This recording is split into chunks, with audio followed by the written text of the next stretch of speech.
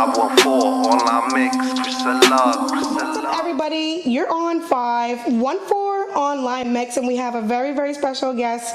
We have Lance J.S. Daniel with us tonight in the 514 online mix crib. I'm so excited to dive in your story. And how are you doing today?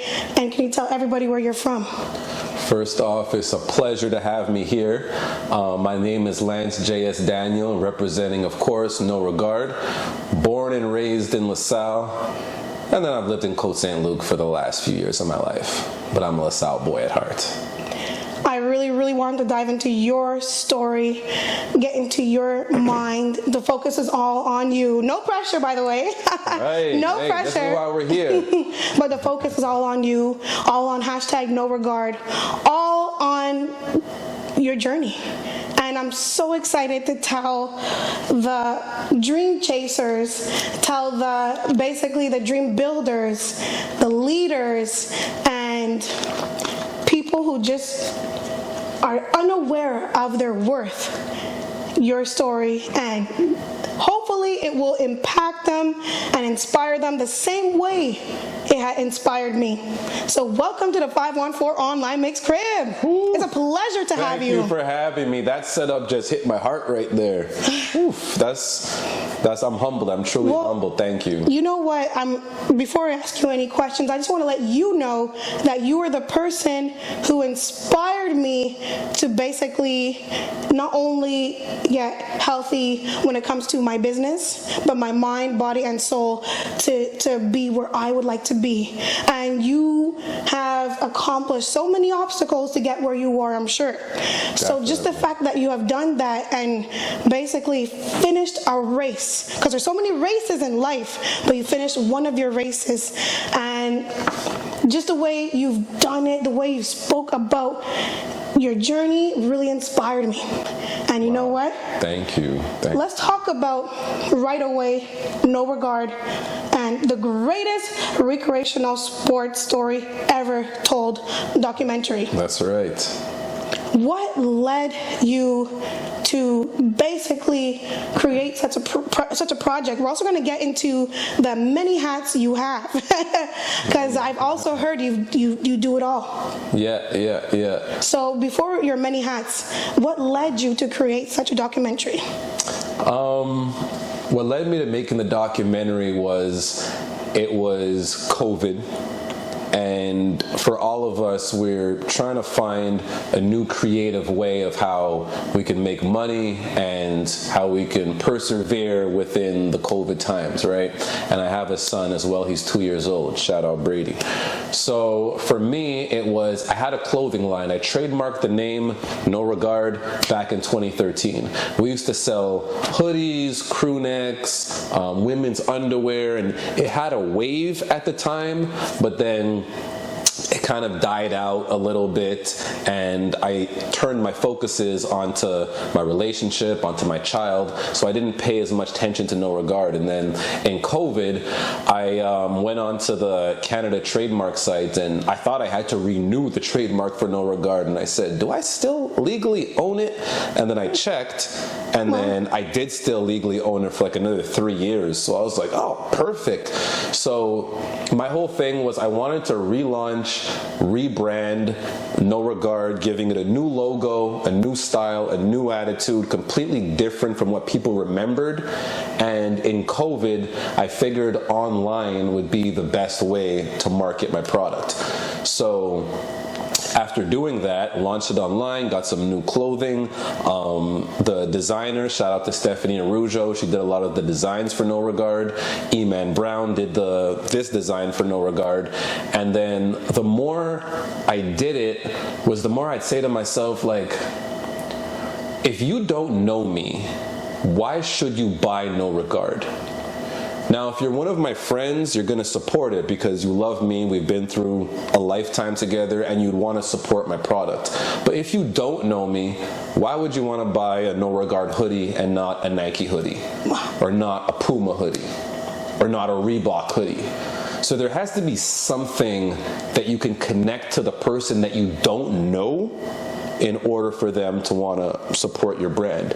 So as I am a videographer, I decided to, you know what?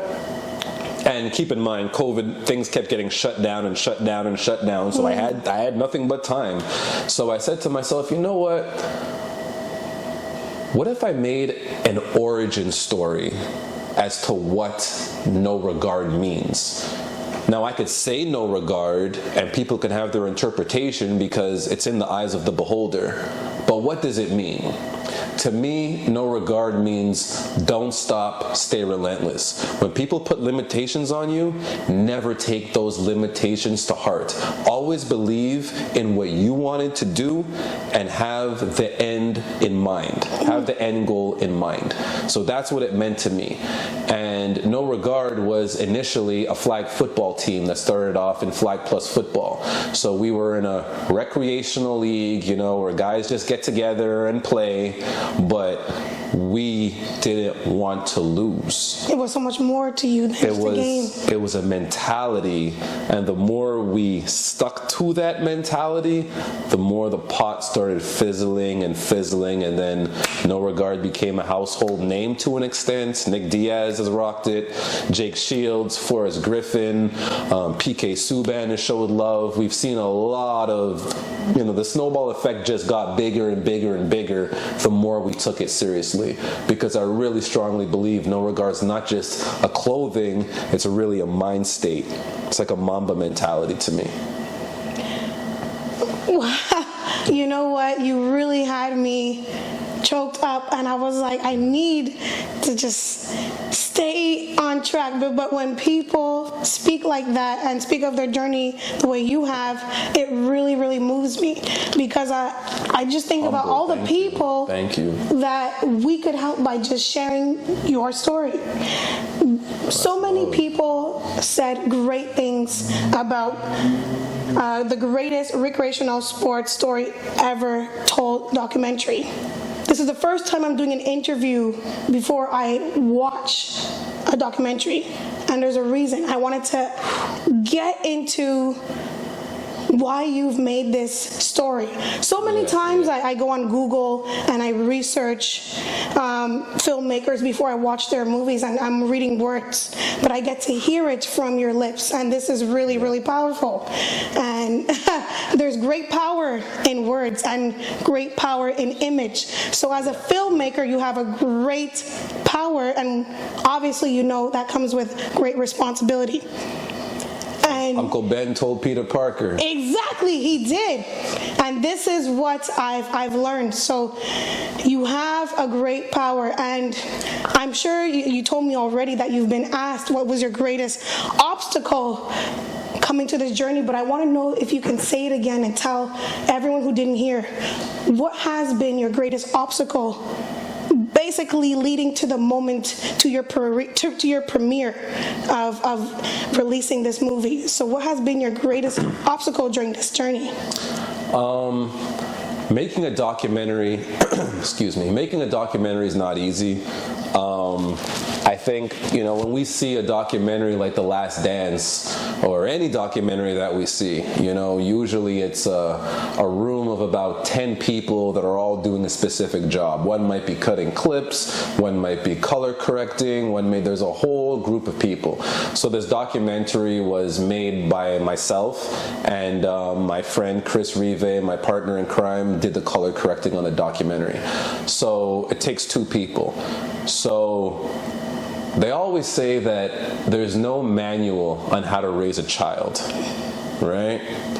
There's absolutely no manual on how to raise a child during COVID.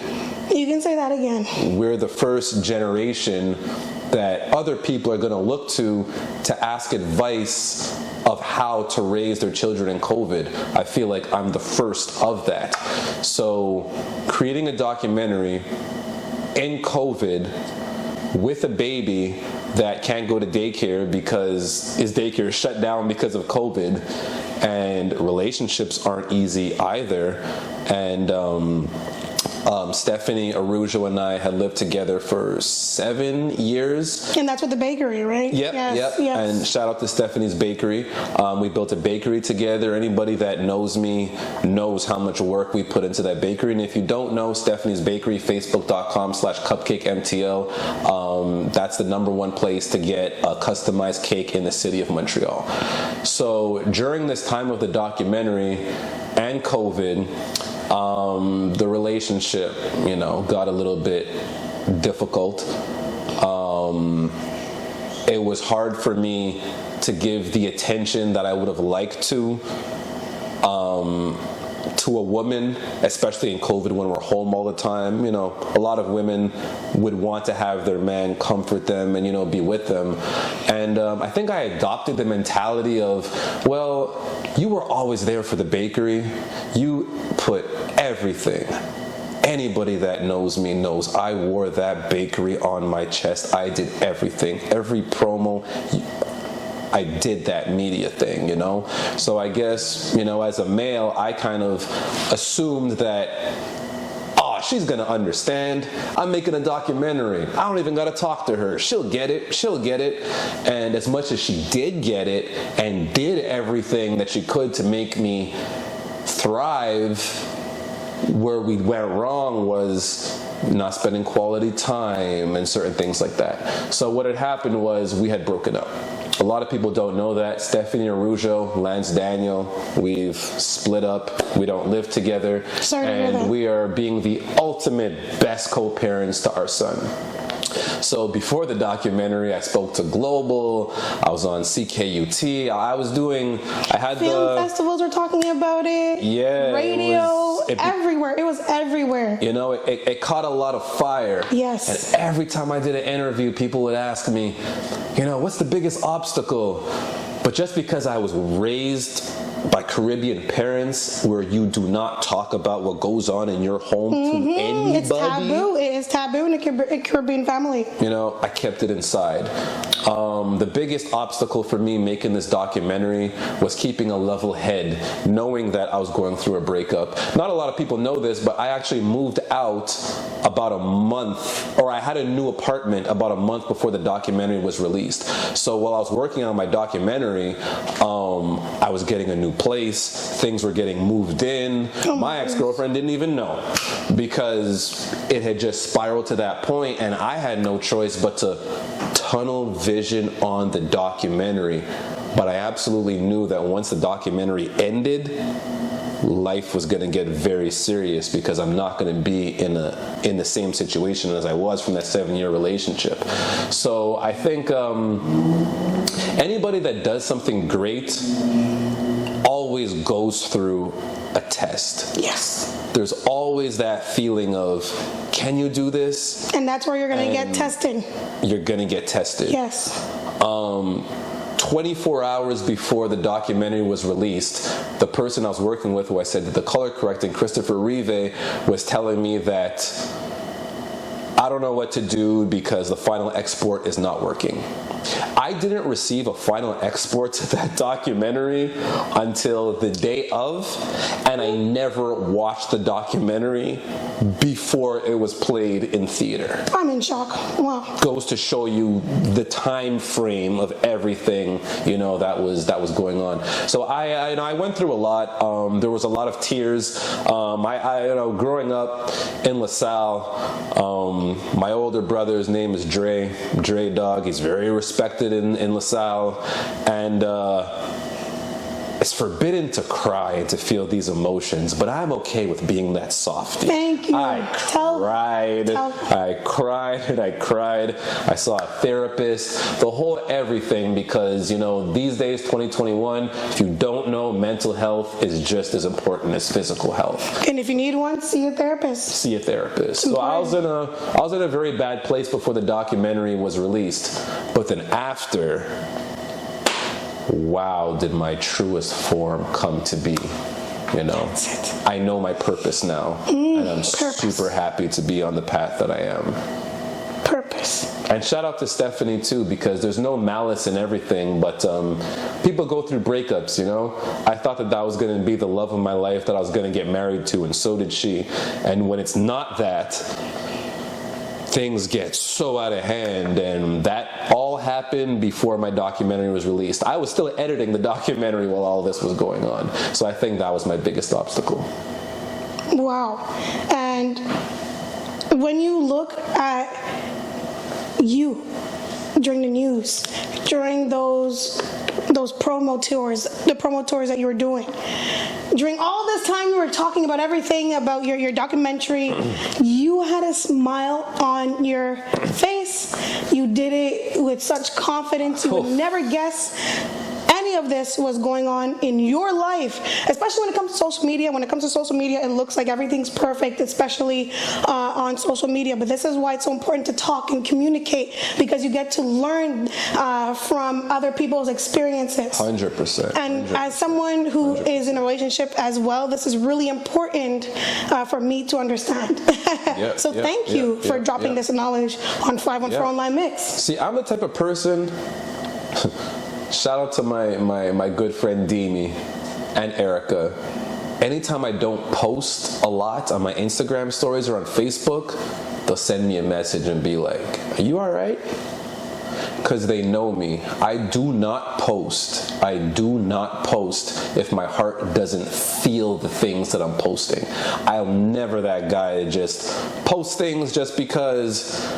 But then when making the documentary, you know, I definitely felt that I was on global news, smiling and talking everything, and they asked, what was the most difficult obstacle? Dealing with the breakup and all the headaches that come from it, but I would, you know, it wasn't on my heart to really just speak on it at the time, you know what I mean? But I think it speaks a lot of volumes for anybody in life. We do our 9-to-5 job, we do our passion, we do our hobbies, we take care of our parents, our grandmothers who might be in geriatric homes. We do what we're destined to do in terms of our legacy, but nobody really knows what we feel inside while we're doing it, you know? So I think this is just another situation that anybody can relate to, where I could say, man, before the documentary, I was going through it.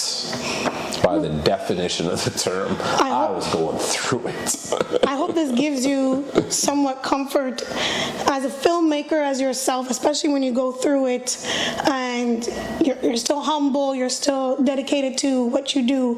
Because it's not like, even though you're doing it for yourself, it's going to impact so many people. I just can't wait to see the generation that will be impacted by more filmmakers like yourself. I cannot wait to see this generation. I've seen DMs from people that have showed their love and expressed like, wow, you really went and did that. Scotia Bank Cinema? That's as big as you can get. How did you pull that off? And it's, you know, NOREGARD. It comes back to it. Not to interrupt you, but I just have to ask you this question before you start with NOREGARD. Did you receive the satisfaction of, I did something this great during all the trials and tribulations you were going through at the time? Did you feel that satisfaction as, I did this, I passed the test, I accomplished this, and it's great? You know, one of the things that chalk it up to the game, as they say, no. I never got the satisfaction of feeling like, wow, you did this. When the documentary was finished and the music was playing and the credits roll with a song that I made, and there was a lineup in the theater from the entrance all the way up to the top, and every single person came and shook my hand, hugged me. My friend Guillaume, he has MS, he's in a wheelchair. My friend Mendy, who's also in a similar situation with the people I've grown up with. It was so emotional. I remember thinking to myself when I was shaking hands, I was like, usually when you see this, it's at your funeral.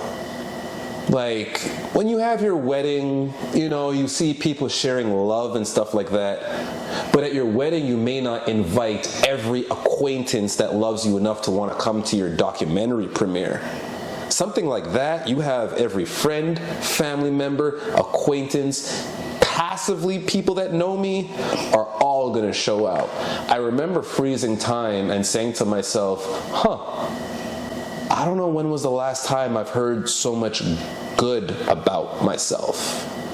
And as soon as that day was done, I transitioned to moving into a new place, splitting up from my ex, which, you know, I love her and I'll never say too much, but breakups are always hard. They are hard. And I went through it. So the next day, no, I never had a moment where I said, wow, Lance, you really did that, eh? Never got it because my life just completely spiraled afterwards. But as God always does, he'll give you a light. And I would say right now that this is the first time I'm saying this on camera, but I got approved to be on Amazon Prime, which really was what rejuvenated me and made me realize, no, this breakup happened for a reason. No, you did this. You sold 102 tickets as an independent artist, an independent filmmaker, and that's not 102 people that heard about it that don't know you. I must have known 99 out of 102 people personally in some way in my life. So I think that's a testament to the people that I've touched in my life, whose lives I've been able to help, and it's a testament to the people that have been loyal and good to me. You know, people don't just spend $40 on just anything. There has to be some sort of a connection. So when people talk about my documentary, I cannot take praise without thanking every single person that bought a ticket. And some people bought tickets and didn't attend the premiere because they really wanted me to know that they supported me. That, to me, is when you know you have a solid foundation, a solid core. And I'm truly blessed to have that. Congratulations. Thank you. Congratulations. Thank you so much. And I'm so happy to hear that it rejuvenated you. I'm really happy. Oh, it's the return of the Mac. Return of Mac. Oh, I love that. I'm back. And you know what? With all of this, I'm sure it's going to show in your future projects. With everything you've been through, and first of all, it's going to make a new armor suit for you to continue on in your next chapters. You're going to see this. And, you know, it's funny because I've been through similar hardships, just doing something as small as what I'm doing.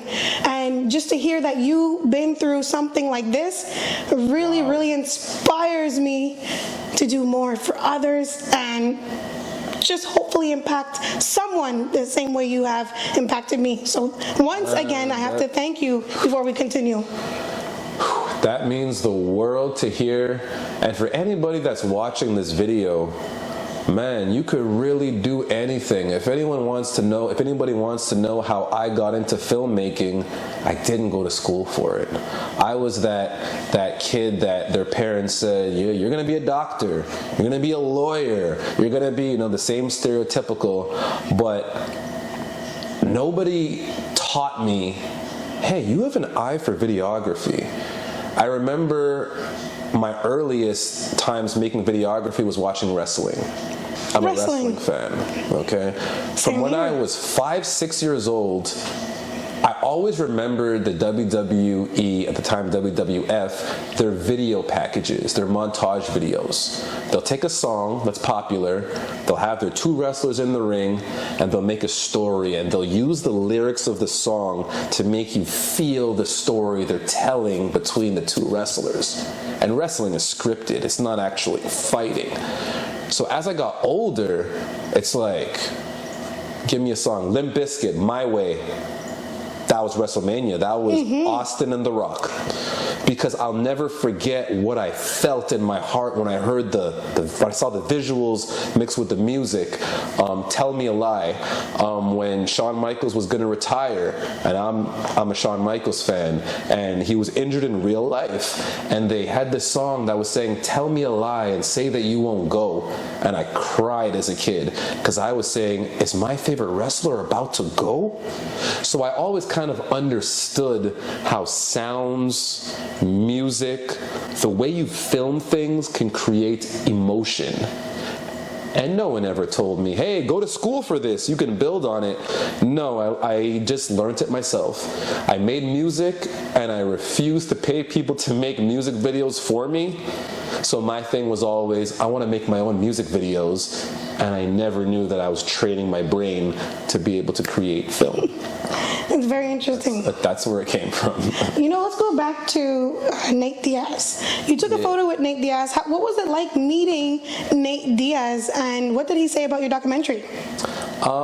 He hasn't seen the documentary. Oh, not yet. Okay. Because I haven't shown it to anybody except people that were in the cinema. And but soon on Amazon Prime? Exactly. It's going to be on Amazon Prime. But he did tell me, he's like, I can't wait to see it. You know, I'm going to be in it. I met Nick Diaz the night he fought George St. Pierre in Montreal. A friend of mine, his name is Mike Tinsidis, he knew Nick Diaz and his entourage passively, and Nick Diaz is a very big weed smoker. So Nick Diaz had a few requests, and I made his requests happen. And after the fight, it's like, one thing I'm going to say about Nick Diaz, he gets such a bad rep. After he fought George St. Pierre, he got a bad rep. He did. So many people in the lobby. Especially from Montreal. Yeah, F you, Nick. Yeah. F you. I could vouch. He stood in that hotel and he signed every single autograph. George St. Pierre did not do that at Montreal. Nick Diaz did all I've always wanted to know that. Nick Diaz, he's a character, but at heart, that guy is solid, because there is no reason for him to want to mess with a guy like me at the time who was maybe not on his pay grade. Maybe I shouldn't say that, because I know my worth, I know my personality, but that's what kind of attracted us. So he was like, give me the hoodie, let me put that on, let me put it on my Instagram, and he supported it every way through.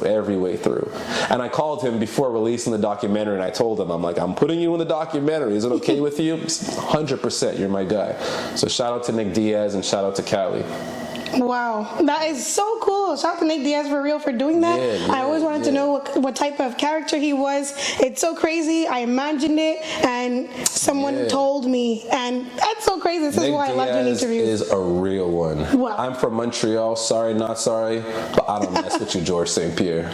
I don't. Whoa, that is so amazing. Something you didn't know. You didn't know about these characters. So the movie soundtrack.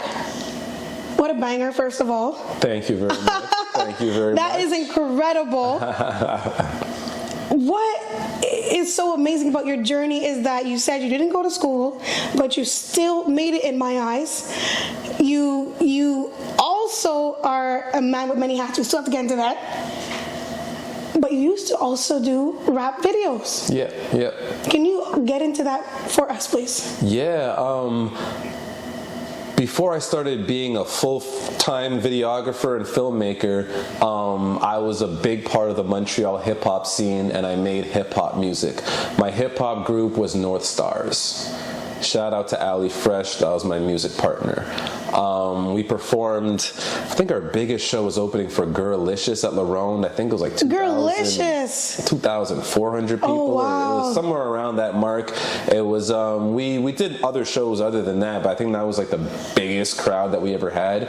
And, I came up in a time in Montreal hip-hop with Riverside Gang, NBA, Tech Luciano, Boy Blue, Millie Mills, Magnum 357, Bad News Brown, rest in peace. I came up under that time, DPC, NDG.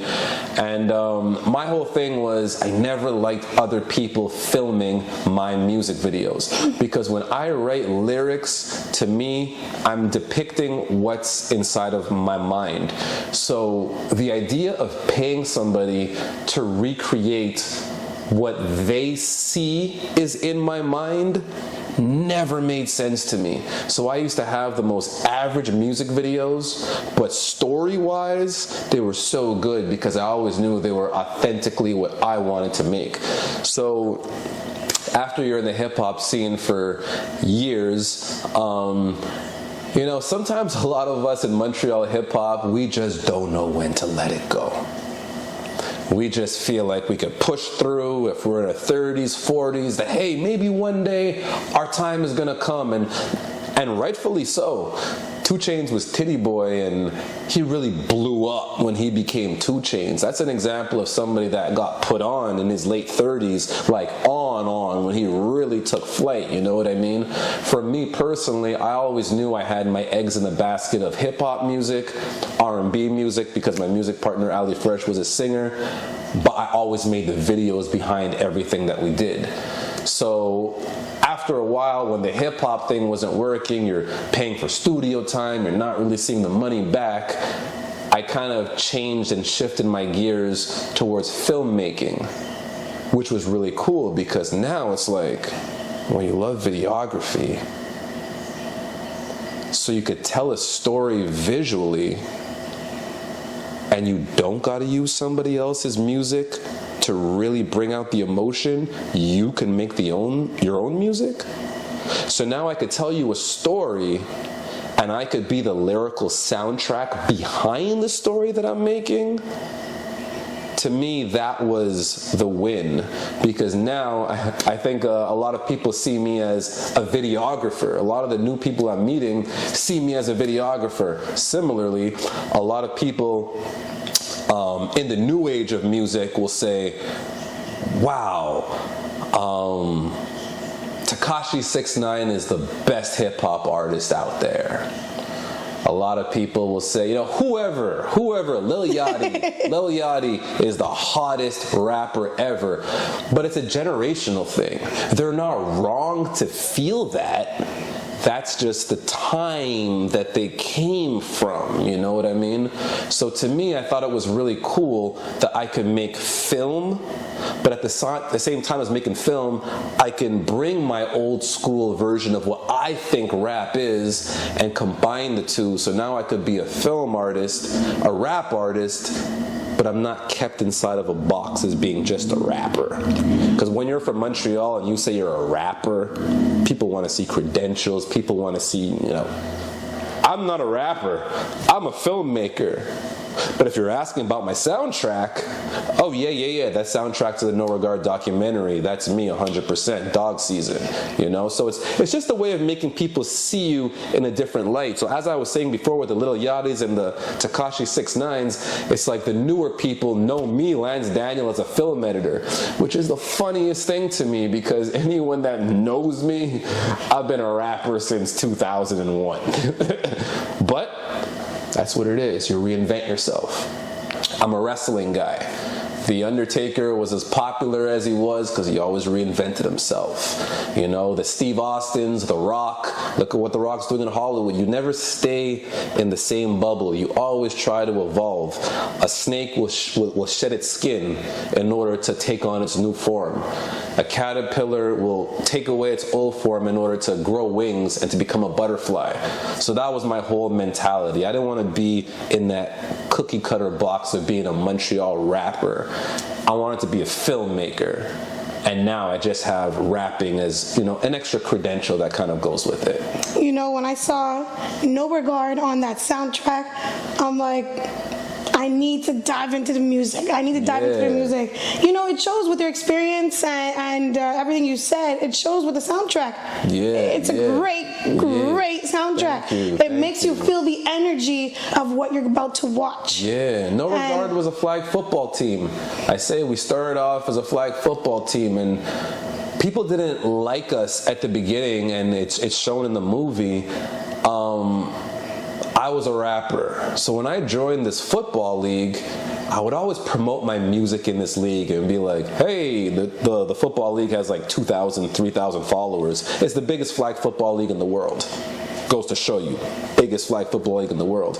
I used to always post my music videos, my CTV interviews, but the more you do that in a football league that's dominated by testosterone, is the more you're gonna rub people the wrong way. If you put up your credentials on Instagram, on Facebook, people will show you love. But when you put those credentials up in football, where the goal is to win at all costs, it'll make people resent you. And that's what happened. People resented NOREGARD. But the more they resented us, we kept winning. And the more we kept winning was the more I kept posting. And then it just built this snowball effect. But everyone used to say, well, you guys just talk. You guys don't put in the work. Yeah, but that's what the documentary's for. You guys didn't see us practicing on cement. You guys didn't see when we would just be on our lunch breaks and we'd be like, you can't catch a ball on me. Are you kidding? Cement, no cleats, no... If you fall, you fall. This is how we trained. We never trained on grass or turf. No, we trained on cement. So when that translated into the game, people never really understood what we did. But then that's why the documentary is able to show people the work that was put in. You know what I mean? And I think the soundtrack really kind of reflects that. The way we trained, cement, no shame. The one-on-one scrimmage, the grass, the stains, Loyola, the cave, the turf, the pain, the trials, tribulations, the will to gain, the fact that we did all this. It's like a chemical reaction. The pot got mixed. Now you're in a panic because we talked that shit. It's like a new species was born through that shit. You know, and those are the lyrics of the soundtrack. I've been... You know how some people have that annoying friend that's always taking pictures? Yes. Oh, put your camera away. That's me too. I'm that guy with the videos. No way. Why are you filming this? Let me do my thing. I'm alwaI'm lurking with the camera. It's like you don't realize the person you're becoming until, you see, now when it's, you know, I'm presented at the Scotia Bank Cinema, and now I'm respected, God bless, for being a film director. All my friends that know me, I was filming everything since high school. Filming, documenting. I'm a film guy. When you were filming, did you know that one day this was going to become what it is today? Did you ever just thought about it? Did you ever think about it?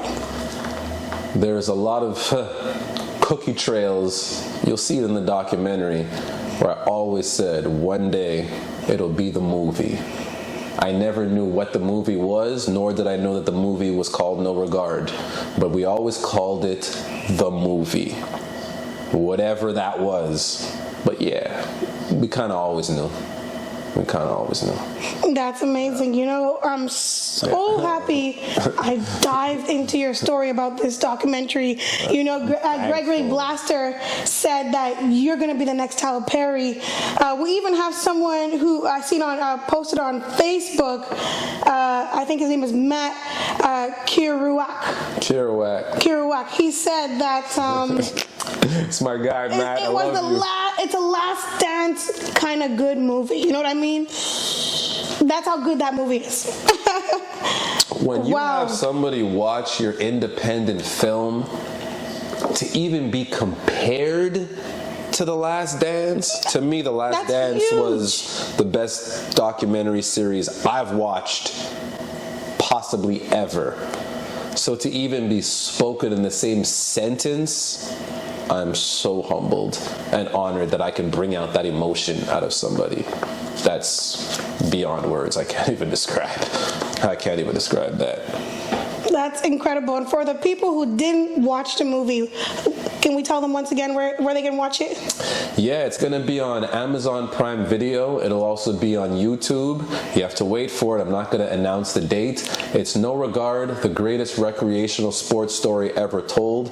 It's an original Montreal story, filmed and edited by myself, Lance Daniel, Christopher Rive on the color corrections, and it's a story of myself, Kendall Mayers, and Kadeem Peters. We were the three that created No Regard, and now you're looking at it, the message stands still. Don't stop. Stay relentless. Fuck the limitations people put on you. Know your worth and go get it. Tunnel vision. And if you have that, then you kind of have no regard. And this is what my clothing line is all about. Thank you so much for saying that. Let's talk about that clothing line. I think we can find it on www.noregardshop.com. Is that the website? Yeah, www.noregardshop.com. You have different color varieties. You have different designs. This is just one that I'm wearing right now. But the No Regard shop is really intended to be like, you know what? In the pandemic, we would often say, oh, everyone's spending so much money on Walmart, so much money on Amazon, so much. This is your opportunity to support a black business for somebody that really strives. You guys have heard my story through this interview. I am no different from anybody else. I just don't stop, and I believe in my dreams, and I go all the way for my dreams. So if you see this interview and it sparks anything in you, if watching the documentary makes you feel anything, please, I would encourage you, noregardshop.com. Buy a hoodie, buy some jogging pants, buy a crew neck, a t-shirt, something that could help build Montreal, because at the end of the day, you know, Montreal, we would like somebody to just break through the barriers in Montreal, and then that could open the whole floodgates, because our city is so talented, from filmmakers to music artists to eyelash estheticians to cake decorators. There's so much variety in the city, and if I could be someone to channel the energy from the people, it would mean the world to me. God bless you guys. NoRegardShop.com. Pick yourself something up. Thank you for not giving up. Thank you so much for not giving up, because your journey will help so many people. I keep mentioning that because it's so important to what 514 Line Mix believes. This is why we do what we do. We need to share these stories so people can learn from these stories. So we do not create tyrants. We do not create people who have so much hate and anger in them that they become the villain. You know what I mean? Yeah. Just imagine they put all that effort and focus into something they desire doing, which can help other people. Thank you for not giving up. It's okay to be yourself. I told you guys earlier in this interview, I cried when I broke up with my ex. I cried. It was difficult. I was in pain. I was in a dark tunnel, and I saw no light. And a lot of people go through this. But I'm telling you, stay relentless. Have no regard. You'll see the light at the end of the tunnel. Hashtag no regard. You know what, that means something to me now. This is why it's so important to just learn a little about the people you're buying from, and this is a great way to do so. I'm definitely gonna check out www.noregardshop.com and make sure I support y'all, because we need people doing what you're doing and doing what you're doing, and the way you're doing it with this integrity. You're humble, you're confident, you're passionate, you're human, and you shared so much tonight, and I'm blown away. I had to go a little off script, and I'm really happy I did, because we need to get into so much, especially about this. All relates to mental health, success, and once again, this is a local production. It's coming out on Amazon Prime. I'm so blown away by this interview. I'm so glad I get to be in this front row hearing your story. Shout out to you for doing this interview with 514.